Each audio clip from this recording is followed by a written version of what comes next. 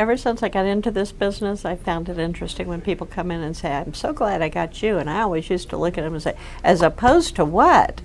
And they'd say, one of those young guys. And I said, why? And they said, because they'll play those games. I said, well, I don't do that business that way for two reasons.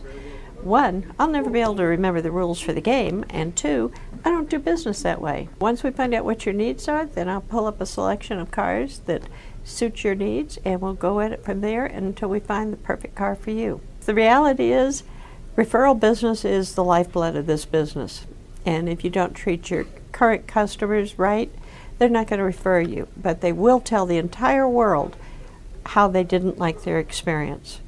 So if you have a great experience, you might tell one or two people, and that's what I'm looking for.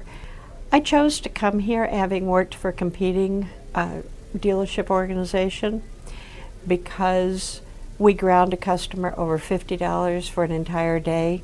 I had a customer for life until that happened, and I never wanted to be associated with a deal like that again. So I came down and observed how Performance does business. And I was so impressed. The body language of the employees, the way customers were handled, all of it had very positive marks of being a good, healthy place to work. That made the decision easy for me. That's why I came here.